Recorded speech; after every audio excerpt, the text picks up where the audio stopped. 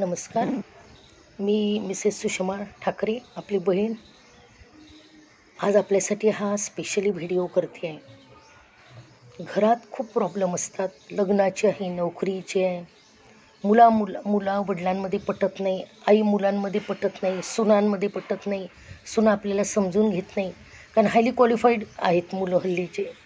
अशा वेळेला आपल्या कुलदैवत आणि कुलदेवीची ओटी भरावी.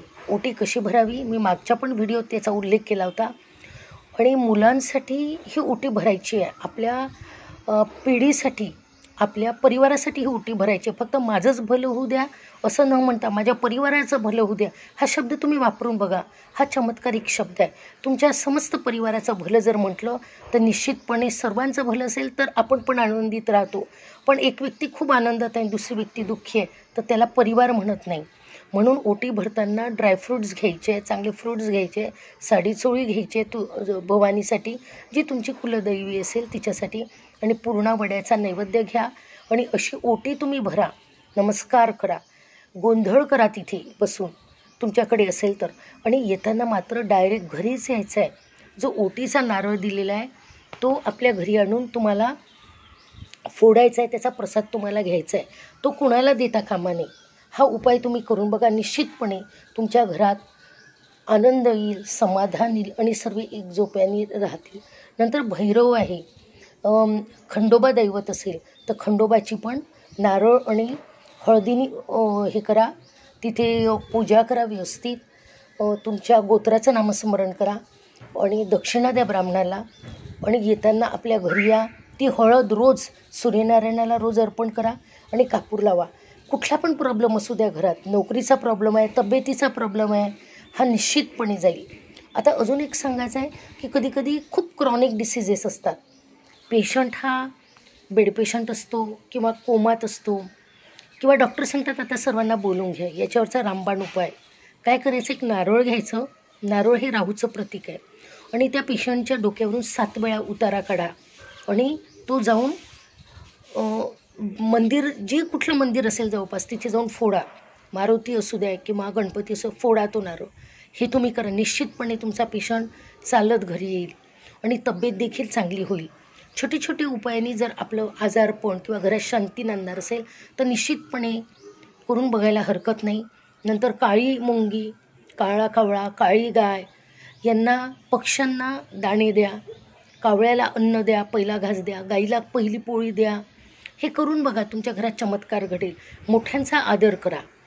प्रॉपर्टीचे भांडणं आहेत किंवा कोणी असे बोलत नाही. बरेचशा ठिकाणी मी व्हिजिट करते तर ते म्हणतात नाही बरेच दिवस झाले आम्ही गावाला गेलो नाही, आमचं कोणाशी पटत नाही. पण पटत नाही म्हणजे काय, आपण पटवून घ्यायचं ना.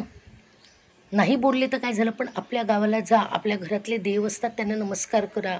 स्त्रियांनी माहेरी जाऊन आपल्या देवांना नमस्कार करावा, कारण आपली आई तिथे लहानाची मोठी झालेली आहे. बघा, सध्या हे कलियुग आहे आणि पैसा आहे हे खूप मोठं माध्यम आहे. प्रॉपर्टीसाठी किंवा अजून काही गोष्टीसाठी खूप किंतु परंतु मनात असतात.